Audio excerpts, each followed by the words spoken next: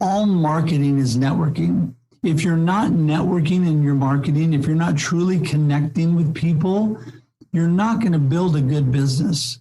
Because it boils down to, you strip it back to, number one, you are your business. You are the person people are looking to. Number two, people buy from people they know, like, and trust. People like to do life with people they know, like, and trust, right? And so number three, you've got to learn how to really connect with your audience and how to, I call it community building, how to build community. Some people call it their tribe, whatever. You need to be able to build a community of people that are invested in what you're doing. And how you do that, Rocky, is exactly what you said. You invest in them. Hey, it's Rocky. Welcome to Richer Soul. Today's guest is Russ Hedge, who wrote the book Befuddled, Live the Life You Choose. And he's going to share just how to do that.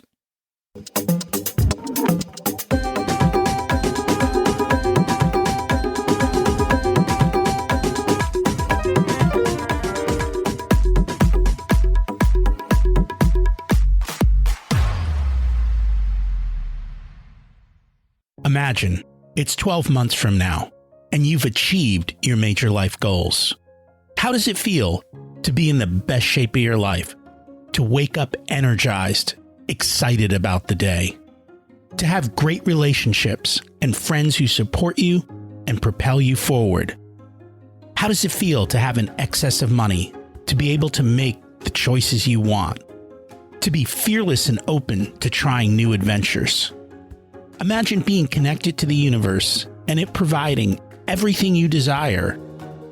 It's possible over time, and your past does not dictate your future.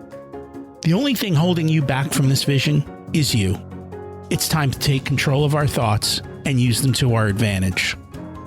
Welcome to Richer Soul, where we achieve our dreams and bring balance to health, wealth, relationships, time, and spirituality.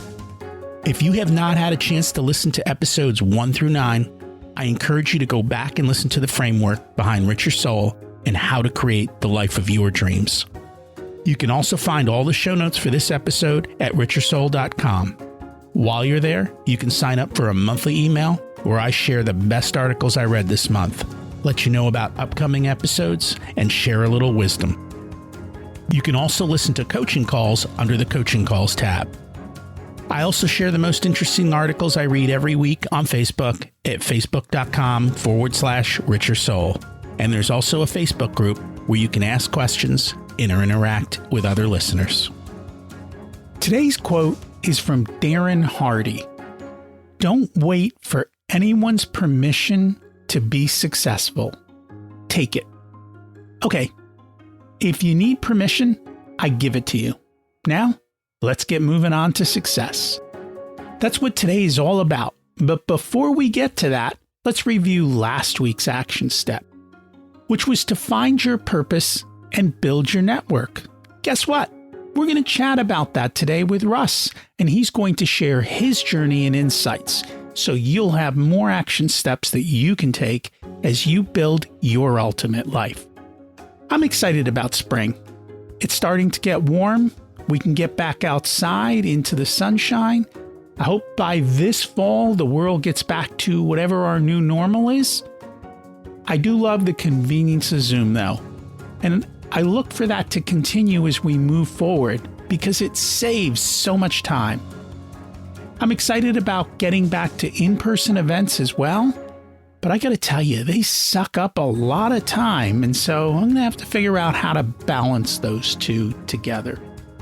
I recently read the book Lifespan, Why We Age and Why We Don't Have to.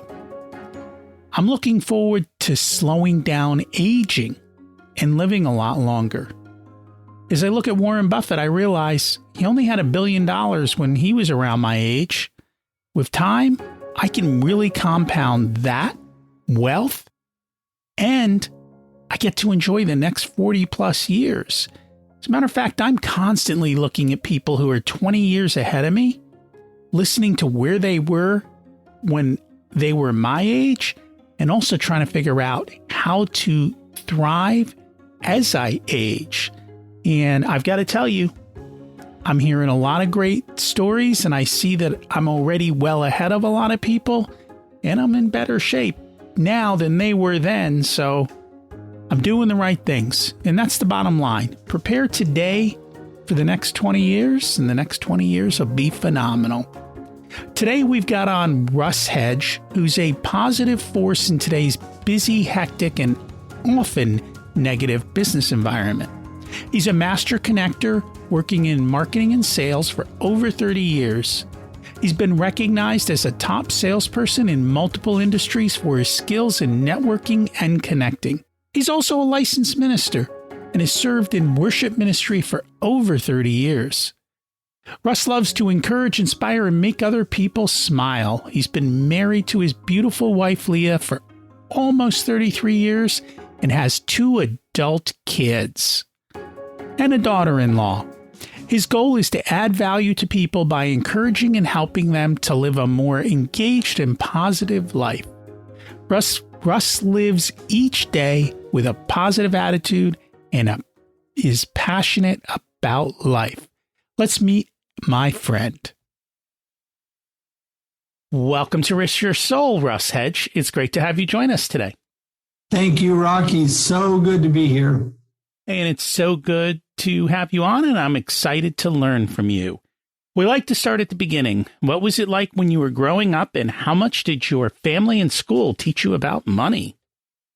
Yeah, that's a really good question. I had an awesome childhood. I had incredible parents, super supportive, a wonderful sister. Growing up in the same city here in Oregon, grew up in Oregon City, actually, Oregon City, Oregon. And wonderful, had a beautiful house with acreage, was able to just really enjoy my childhood, played sports and was in drama and music, really active kid. Through my schooling, they didn't really teach us much at all about money. I remember having family life class, and they might have mentioned it, but yeah, don't think that I learned a whole lot from high school. And then college, I don't think I learned hardly anything from college either. And schooling was not really informative as far as money. So how did you learn about money? I would call it the school of hard knocks, actually. I had a beautiful, wonderful wife that I got married to 6 months out of college, who was much better at being on top of things than I was. So we had a good start. She really was thoughtful about money. But then we got married, had life, had kids, and life just does its thing if you're not paying attention. And I love what Dave Ramsey says. You got to make your money behave. You got to pay attention to what's going on with your money. And so anyway, life happened. We got in a bunch of debt. And then we ended up going through the Dave Ramsey program, which was miraculous for us, paid off all of our debt. And that's really where I learned about money, because even though I was faking it before that, I think that my true knowledge came from the hard knocks and learning what I did wrong and doing it right or doing it better. And sometimes we got to go through hard knocks to learn how to do stuff. Absolutely. That's for sure. It's a bummer. It's a bummer. I look back and I think, wow, if I would have saved that money and done it differently, I would be in a whole different position. But anyway, all to be said, I'm in a good position now, and we turn things around. So that's good. So out of curiosity, did your parents do anything to teach you about money then? Doesn't sound like it, but I could be wrong. No, they were awesome. And the challenge that we had is my dad just had really good jobs, and we just had plenty of money. We weren't like wealthy or anything, but I don't remember being told no a whole lot, and pretty much got whatever I wanted within reason. They were disciplined and very good, but it wasn't like we were having to scrape together money to buy something. So because of that, my parents didn't really have the best money skills, and that did not. So basically that got passed on to me. You just don't really worry about it. It just takes care of itself. And we know that's not the truth. It doesn't take care of itself. Yeah, they were wonderful, but not good money teachers. And unfortunately, that happens. If people don't have great money skills themselves, then they can't teach it to the next generation. And that's a problem many parents, I think, face, is being able to do that. But it's good that they at least had enough money to be able to live the life that they wanted to live. So from that standpoint, it was good. Yeah, no, it was good from that standpoint, but it does later in life, they had a few challenges, and then it was a little more difficult because they hadn't really planned. They, thank goodness, had the real estate investments of where we grew up, which is basically what took care of them later in life. My father's passed away now. My mom is in a memory care, but they had enough money put away to be able to sell their home and move into a nice senior living situation. And so that was good. Had they not had that, it would have been a struggle because I had to take care of it and it would have been really difficult. But one thing, Rocky, I'll say, because you talk about parents, I have really learned not to be afraid of the mistakes I've made, the failures I've had, especially when it comes to money. I always share with people, listen, this is what I did wrong. This is what we did wrong. And I was really the one in charge of the money, so I take most of the blame. This is what I did wrong, and this is what you need to do better. That's what I tell my children. Anybody else, any friends that ever asked too, we've had friends that asked us about how we got out of debt. But I think that it's important to teach your kids and show them that you don't have everything together, and you learn through, like I said, the school of hard knocks. And I think my children are way better off for it. They've been much wiser about their money. And in fact, my daughter works for a financial firm, so she's doubly wise. Well, it's good to hear. So you're making choices and you're changing the next generation, which is awesome. And it's a good way to move forward. Yeah, I would agree. And I do all that I can to help. My children are adults now at 30 and 27. My son's married. And he lives down in California with his wife. My daughter lives here in Oregon with us. But they're both much wiser, I think, because of the mistakes we made. And I think that was a plus, them learning about that. And it's good that you taught them from your mistakes. It's a wise way to teach. So we're here to chat about your book. What inspired you to write the book, Befuddled? Live the Life You Choose. I tell you, the book title, which it seems like most people really love the word befuddled. I know I did, but it's a word that people don't use a whole lot. And you and I both have some friends over in Europe, and our friends in Dublin, Ireland, I love the way they say befuddled. It's worth just having that in the title just to hear them say it. But when I originally started the concept of writing a book, I was working for another company. It was the end of 2019. I was a sales and marketing manager. I had worked with our mutual friend, D. Scott Smith, and we had talked about me starting a little side hustle, doing some coaching, motivational speaking, stuff that I did in my normal business anyway. We talked about maybe doing a little podcasting, which you know that I do. And then also we talked about a book. And I'm like, yeah, I don't know. I never really planned to write a book, but I've always been super encouraging, uplifting type of person. I love to encourage people. I love to make them smile. That's why I love networking and connecting that I'm all about. And it came about that one morning I was all in a hurry to get to work, and I was running a little behind. And my wife says, honey, you okay? And I said, yeah, I'm fine. Because that's kind of my go-to, Rocky. I'm all good. And she's like, no, you look like you're befuddled, she said. And there you go. That was the name of the book. And the subtitle is Live the Life You Choose, which is really me. Because the whole book is about going from being befuddled, which means out of sorts, lacking drive, lacking purpose, really being discombobulated. That would be a good term, a good name for my next book. And so going from that state to a life of purpose, a life of intention, just like you talk in money about being intentional. And that's a big Dave Ramsey thing too. Go to a life of intention and living the life you choose, because we all get crazy stuff thrown at us. And I think you would agree, Rocky, this last year has been pretty crazy, and we're always having crazy stuff happen, but we get to choose what we do with that, whether it's good or bad or different. No matter what is happening to us, we pick our attitude, we pick what we do with that. Are we going to stay positive? We're going to move forward, or are we just going to sit down and give up? And I am a mover and I'm ready to go and want to be positive and spread that. And so that is where the whole title for the book came from. So the whole premise is encouraging, helping people live the life they choose. And I think that's an important thing. You have to be intentional with that, because if you don't pick the life you want and choose it, you're probably going to be befuddled. Wow, I should think about that for a book title. That's a good word.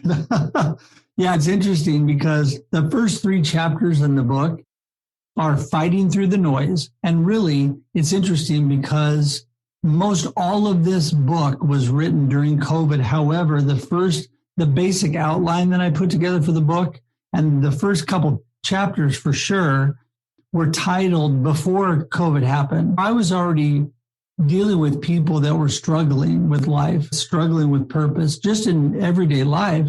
And then COVID hits, and oh my goodness, this book, my wife is, honey, you got to get this thing done and get it out, because now is the time when people need a little encouragement. So fighting through the noise, the second chapter is be intentional. So we're talking about that. And the third chapter is purpose in the midst of chaos.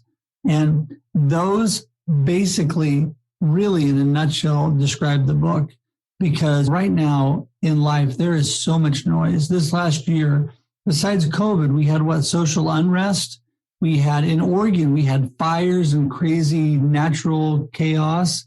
And then the election and politics and all that stuff.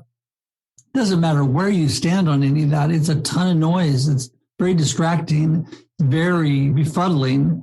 And you have to be, as the chapter number 2 says, be intentional about what you're doing, like we talked about.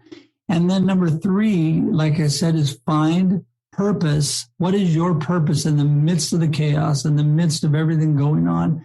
How can you drive yourself forward? And why are you driving yourself forward? That's really what it comes down to. Why are you on this earth? And why are you doing what you're doing? Yeah, I found it was a great experience, really, writing the book, and had great input from other people. And I use it today in my coaching and my speaking. And just right now, I'm putting together actually a workbook that goes hand in hand with that I'm utilizing as well. And I'll be finished with the PDF of that probably here in the next couple of weeks. And then probably get that in print form in the next 6 months. And I was going to ask you does the book tell you how to find your purpose and give a step-by-step plan, or is that more what the workbook's going to do? The workbook helps you work through some things, but absolutely, I have actionable points in here. It's what I really tried to do is the best compliment, Rocky, I got about my book is it sounds just like you, someone told me. And I said, that's really good because it is a slice of me. That's what I want it to sound like me. There's stories about my life. You talk about, you and I talked about mistakes we make and how I really wanted my kids to learn from that. I definitely use some struggles and mistakes I made in this book and life experiences that happened to me.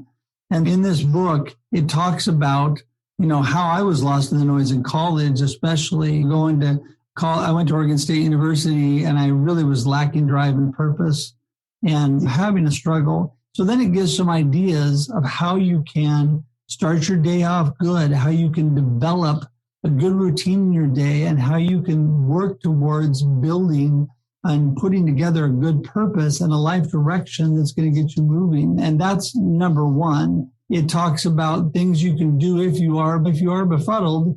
What are some things you can do to make that a little bit easier? I give some good examples of purpose and things in my life as well. So all in all, the answer to your question is yes, I do give that. And I'm going to be expanding on that and utilizing those points to let people work through it in the workbook. So because each of us has to come up with our own why, our own purpose. But I give some direction on that as well. And that's good because I find a lot of people want to do things, but they don't know what's the first step I take. How do I do this and how do I achieve it? Why do you think so many people struggle with knowing their purpose? It's interesting because I think there's a lot of people that unfortunately have just gone into life with the idea, which I think I had when I was younger. I'm going to grow up, get married, get a job, and all's going to be good. Yeah, but that's not really a purpose. That's not really a why in your life. And I think our society grooms people for failure in the area of purpose and direction. And so I think it's important. This gets back to intentionality. It's very important to be very intentional about what you want. It's not just goals and objectives in your life, which are really good. You should have goals and objectives. You should have plans. But I think a lot of it too is people need to realize what is at the core root. What is it really comes down to their why in life. Their core purpose. Is everything lining up with that? Right? Is everything going in the direction? And I have a written out why I do things. And I want to really encourage and inspire people to be able to live a life of significance, purpose and significance. I want to be able to help them in all that they do. And I'm a man of faith. I think you and I have talked about that. I've worked in ministry over the years. And so I have a very strong why, and I'm really grounded, really strong foundation in my life. And I have a strong family. We talked about my wife has a very strong family, which is good. And then our little family with our 2 kids has been a very strong family. So I base everything I do off of my why in life and the purposes of why I'm moving forward. And if I'm encouraging people, if I'm helping to inspire them to live a life of significance and to add value to other people and make a difference, if it lines up with that, then I'm all golden because that is what I'm trying to achieve and trying to do. And so that really drives me forward every day. And that's awesome that you like to do that and that you want to help others. And you've taken action to write the book to help them to do that. So one of the other things I wanted to talk to you about was networking. And I think up front, you say the word networking, and I think that it turns a lot of people off. But I think people don't really understand the purpose of networking, which it's not to constantly take, but it's to give. It's to go out and help other people.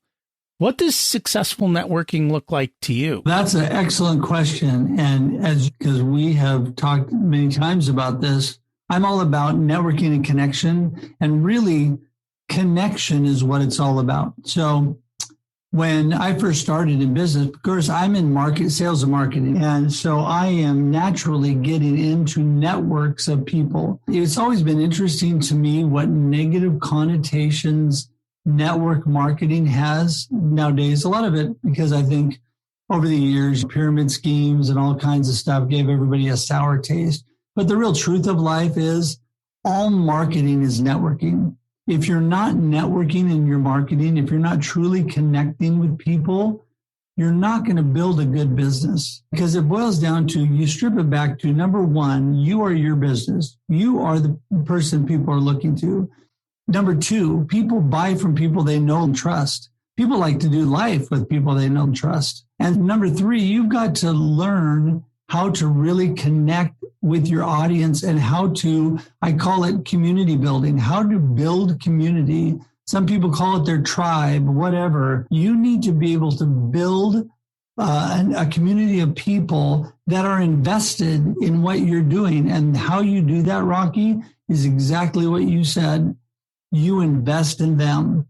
And when I started years ago going to networking events, the first thing I do is go around and talk to everybody at the event. That's always my goal. And some big events are hard. And I've had teams of people that thought I was crazy, but I at least take a moment to acknowledge every person. Number two is I take time to actually talk to somebody and listen to them. But the biggest thing out of that is that I take time to remember the people and then connect with them outside of big gatherings. So connect with them on an individual level.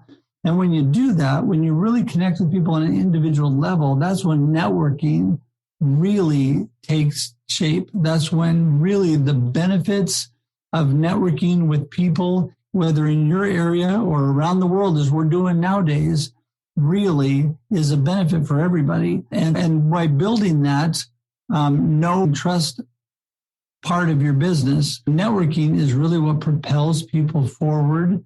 And that's what I'm all about. I love that. And I think people need to realize that networking is not just for business owners. Networking is how you get jobs. Networking is how you get promotions. Networking applies to everybody. It's not necessarily just limited to people in sales and marketing and just limited to business owners. Today, more than ever, I think most jobs are actually found through networking, because otherwise you get lost in the electronic world and nobody even looks at your resume. They don't have time because they get overwhelmed. Yeah, no, you're exactly right. Networking and connection is life, period. So we're human beings meant to connect and interact with other people. And that's what networking is all about. And you're right.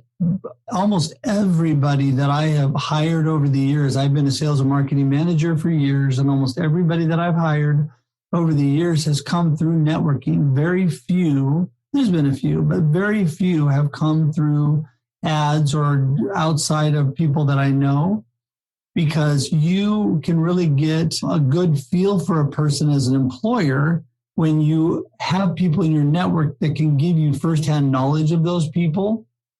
And then from an employee standpoint, they can get a real good feel for the company the same way. So you're both miles ahead to begin with to be able to move forward, already having some knowledge about each other. It really goes, like I said, way beyond that, Rocky. It gets back to, that's how people make friends during this, with their personal life. During this pandemic, you and I met early on. The first thing that I wanted to do was get to know you and hear about what you're doing. I was interested. And that's what people do when they network. And then if somebody goes, hey, I need a financial guy, I'm like, hey, I know Rocky. He is awesome. He is the guy you need to talk to.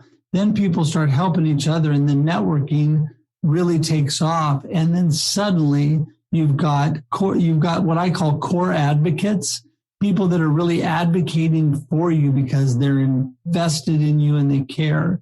And so, that's just where I think life starts and moves from networking.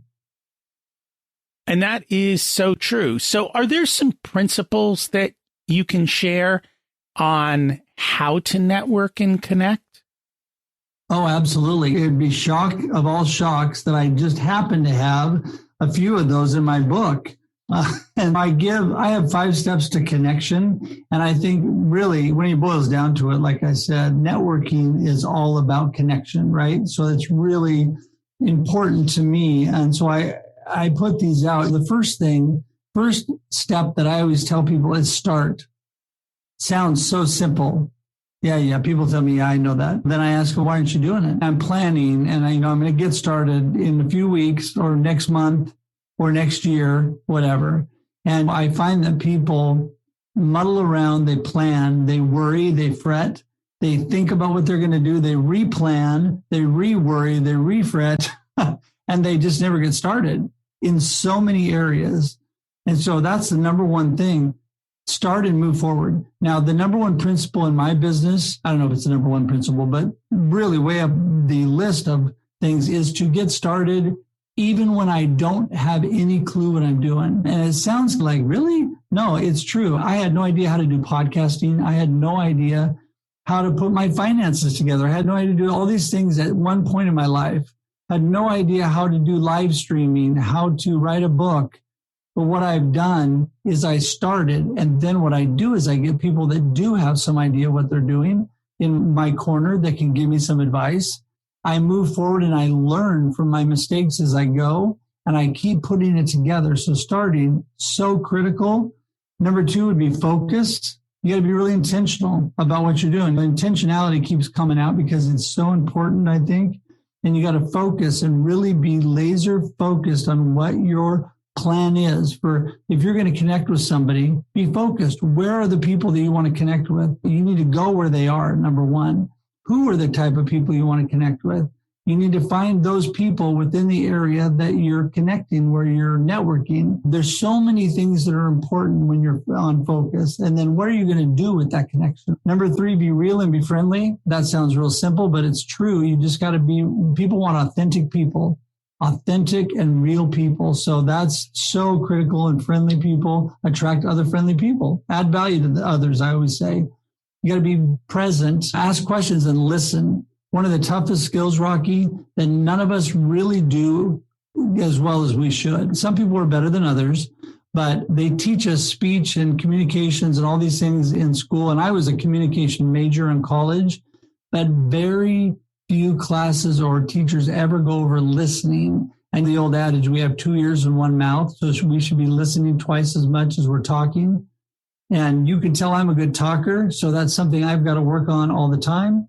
Then there's be consistent. The 5th one is be consistent. And what I mean by that is do it over and over. Once you get all this down, once you connect, you start, you focus, you move forward, you're real and friendly, and you're present, then you need to do it again. And you got to be consistent. If you go to networking events like we're talking about, you need to keep going to those events. One thing that you and I have done, the Global Tea Break. So any events that I'm doing, whether it's a local chamber or the Global Tea Break or whatever, I work diligently unless there's something that completely interferes. I will be there. I want to be consistent. I want to be at these things and continue to build relationships with people. So it's so important. And I think those 5 things will go a long way with helping people to be better networkers and connectors. So you said this was in your book.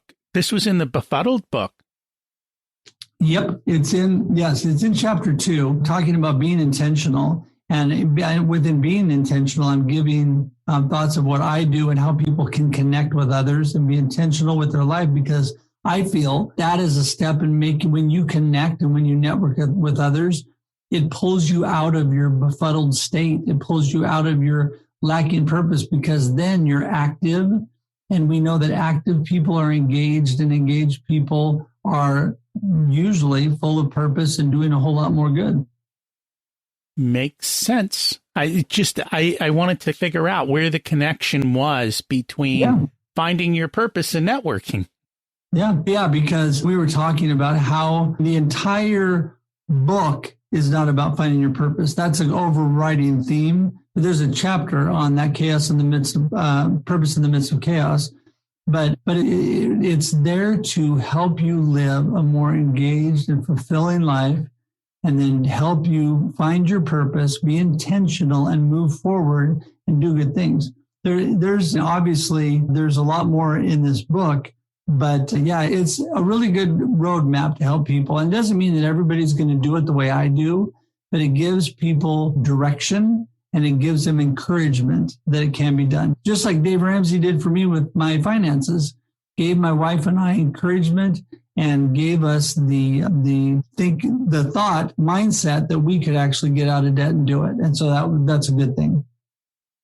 And it's true, because people can't follow your path because it's your path. It's not their path. So you have to create your own path.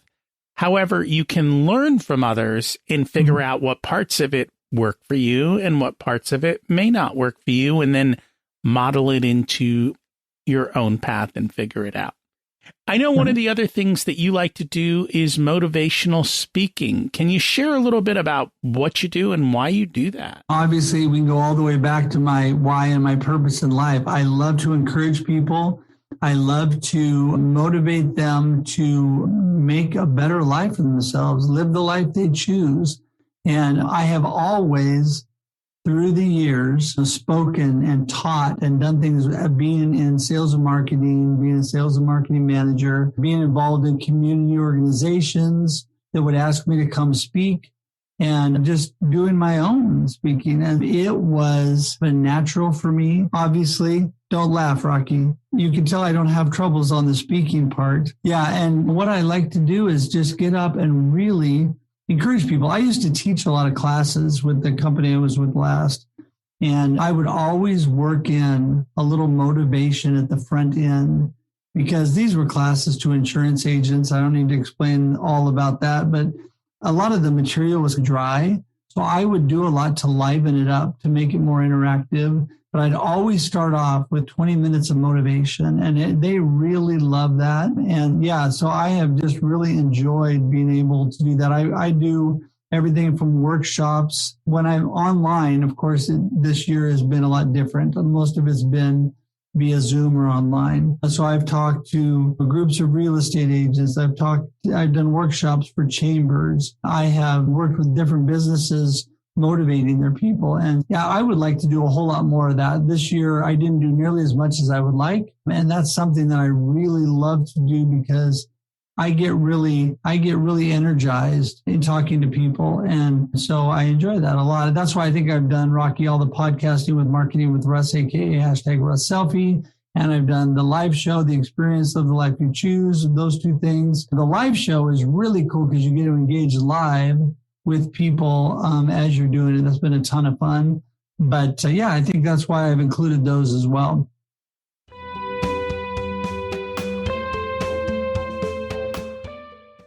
Today's episode is sponsored by Profit Answer Man Podcast. Did you know that most small business owners hate looking at their financials? It's one reason they may struggle with business success. The Profit Answer Man podcast helps them ensure they are profitable and can pay their employees and weather the storms we all have to face. It's built on the Profit First methodology of pay yourself first. The Profit Answer Man podcast is a must listen to for every small business owner and anyone who wants to help them survive and thrive. Check it out on your favorite listening platform.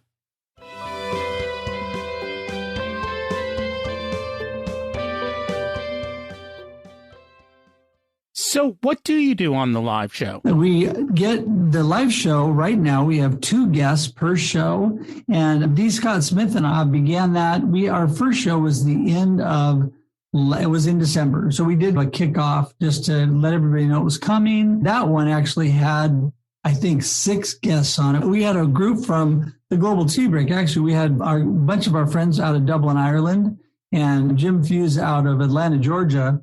They were all on. And so it was a ton of fun. But we have, starting this year, we do it every Wednesday, 7 a.m. Pacific Standard Time. We talk with 2 guests a week. And what we talk about is networking, connecting, goal setting, and things that they're doing in their business. And then we really just talk about what they've got going on. It's only a half-hour show, so you can guess that we can't get nearly as much in as we'd like. But we intentionally made it shorter because we wanted people to be able to engage and not have to be on too long. So yeah, it's been a lot of fun. There's been several people that have been on the show, and it's been really engaging. And people then can engage with us. They send in comments and we put them up on the screen, and we can talk back and forth with people watching, and the guests can see what they're saying and all that as well. So it's been a ton of fun. Very cool. And I haven't had a chance to check it out yet, but I do have to do that in the near future. Yeah, you would like it, Rocky, and we'll have to get you on here in the future. It has really been a great platform. Talk about connecting and building. By doing these different activities, I am able to drive connection through networking and through different events that I have created or created with other people. I don't mean that I created live streaming, but created our event in that. And I'm not a person to sit back and let life come at me and just take it as it comes. I'm going to go out and make it happen. I'm going to go out and make good things happen. And so that's why the podcasting, the live streaming. This Saturday, I've got a book event. With the book that I have, I've been doing a lot of events, and they're just small events because of COVID, but I'm able to actually get out in person with social distancing and masks and all that. But I'm able to get out in person and sell books and sign them and talk to people. And you know what? It's kind of nice, even on a small level, to be able to do those things. And I have created all of those because I want things to keep moving forward in whatever capacity or level that I can do it at. I want to still make things happen and encourage people. And that's very cool. We always like to give people an action step so that they can take action and move forward in their life every single week. So can you help us and provide an action step for this week? Absolutely. So this of shock of all shocks, Rocky, this is actually something out of my book as well. Something that people can do every day that will improve their day, guaranteed. I will guarantee you that this will always improve your day. And that is to talk to yourself. Now, that sounds a little crazy, so I'll explain it a little further. By doing this, it's a positive talk, okay? And I'm going to tell you what I do every day. And again, like you and I said, it's not so that everybody can do exactly what I do, but everybody needs to do their own version of this, because every morning we wake up. And Rocky, what is the first thing you think of when you wake up in the morning and you're all toasty and warm in your bed?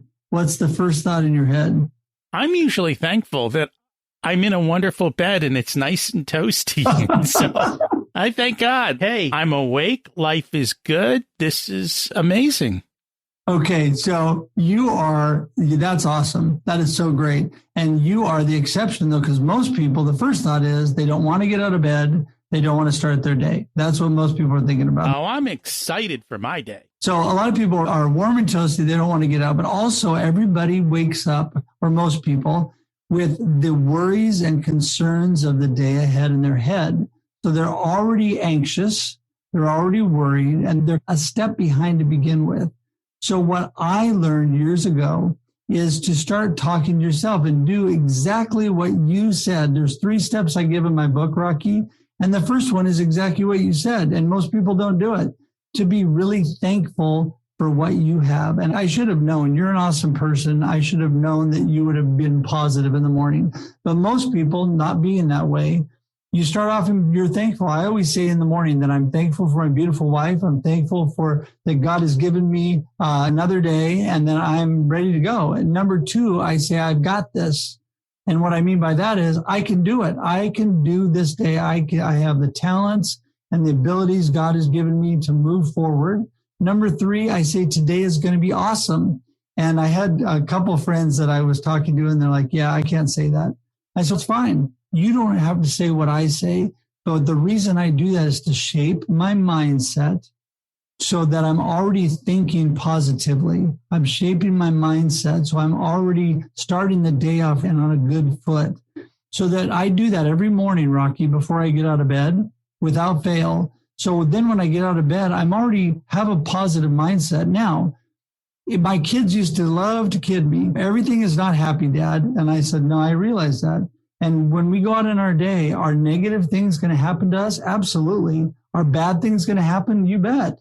But are good things going to happen also? You bet. And also, we get to choose the life we live. We get to choose our attitude and how we take on those events and all the things that hit us throughout the day. So by talking to yourself in the morning, you encourage yourself, you start yourself off on a positive foot, and you get your day started. And I can guarantee you every day is going to be better when you do that.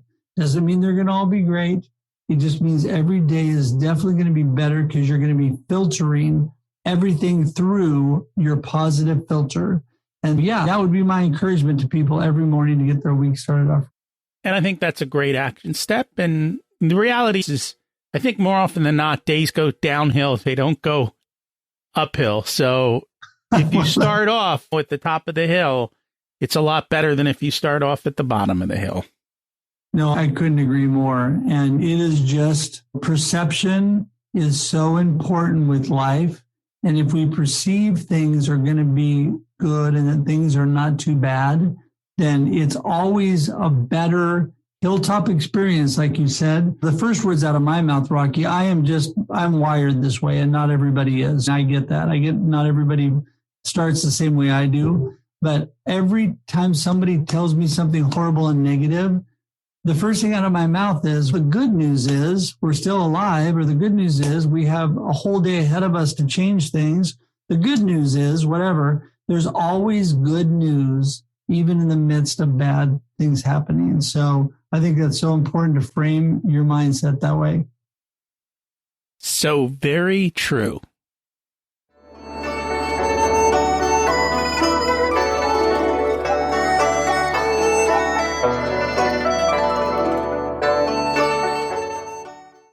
It's time to learn the secrets of life.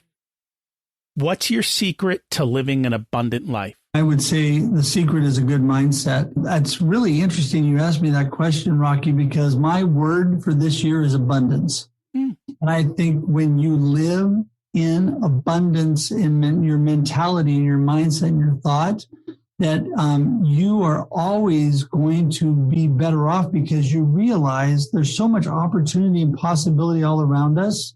And so you just need to shape and have the right mindset, like I was talking about, and that will give you an abundant life. That it will. What did you learn later in life that you wish you would have learned sooner? This is right up your alley. I wish I would have learned better financial skills because I would be a wealthy man today. Had I known what I know now years ago, I would never have borrowed the money I borrowed. I never would have done the negative things I did. Just realizing at the time, because everybody else did it, I just fell into it. Yeah, I would have saved and done things much differently. And that's what I wish I would have known. And that's what I've tried to teach my kids. Finances take time to compound. And if you start early and start the compounding early, then you're essentially guaranteed success in spite of what life throws at you. Yep, absolutely. If you were to give an 18-year-old one specific piece of wisdom, what would it be? I have a great thing that I always tell young people. If you are not passionate about and don't love your job, what you do, quit. And really what I tell them is, in wisdom, you should find another job first. But the whole thing is, don't start your life off and get stuck in a job just for the money, or get stuck in anything just for the wrong reasons. You need to do what you're passionate about, what you love. You should enjoy your life because we're only given today and so much time to live that life, and you need to enjoy every moment. And so I just tell people, do what you're passionate about and love life today. Don't wait for the future. So true. And yeah, I think a lot of people, especially in their 20s, should go figure out what their talents are and spend that time learning and letting other people pay you to learn and get some different experiences to see what the real opportunities are. And then you get to go enjoy the life. So where can people find you in the book? Okay, my life is really simple, and then I'm going to give you a bunch more information. Pretty much everything about me is on russhedge.com. So russhedge.com, RUSHEDGE.com. And there are links to all my social media. There's a link to buy my book. There's a link to information about me. There's my email, my phone number, everything you need to contact me or be connected to me is there. And then I'm going to give you a little bit more information about me. Obviously, you can go straight to Amazon.com and buy my book, Befuddled, Live the Life You Choose. It's on Barnes & Noble and pretty much all online booksellers. Sometimes, Rocky, I just love to Google my book and just see who all's selling it. It's fun. Yeah, pretty much all online booksellers. And then if you live locally in Oregon, it's carried in a couple bookstores here and coffee shops here in Oregon. Also, don't forget that I do a podcast weekly every Monday and Thursday. I release a podcast, and Rocky has been a guest on my podcast. It's video and audio. So a video cast and a podcast. And it is about how amazing people connect. That's the theme of my podcast. It's called Marketing with Russ, aka #RussSelfie. And the #RussSelfie, Rocky, is a discussion for a whole nother podcast. But anyway, and then also our live show every Wednesday morning, 7 a.m. Pacific Standard Time, The Experience Live with Russ and Scott. Super fun time with great guests. And like I said, upcoming at some point, Rocky will be one of those guests on our show, and really enjoy talking about networking, connecting, goal setting, all the things that people are doing in their business. Those are the ways to get in touch with me and learn more about me and all that I'm doing. And thank you so much for sharing. And I will put a link in the show notes to make it easy for people to find you. Thank you so much for joining us today. Perfect. Thanks so much, Rocky. Been a pleasure. Are you befuddled? Are you clear on your life purpose? Do you have a strong network that you can rely on to open doors and provide opportunities for you? And do you do that for others? If you want to check out D. Scott Smith that Russ mentioned, he was on episode number 181, Motivational Listening. Listening, by the way, is the key to building great relationships.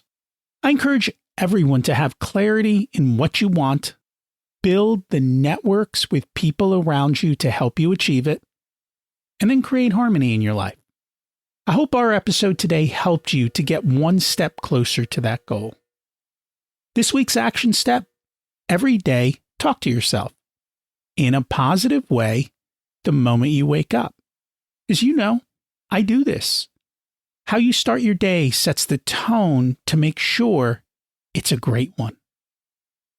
Next week, we have on David Ruel to talk about getting more done by noon than most people do in a day. I love his time management tips and programs. Check it out. Thanks for listening. If you like the episode, why don't you share it with a friend? Helps to build those relationships that we talked about. Thanks. Have an abundant week.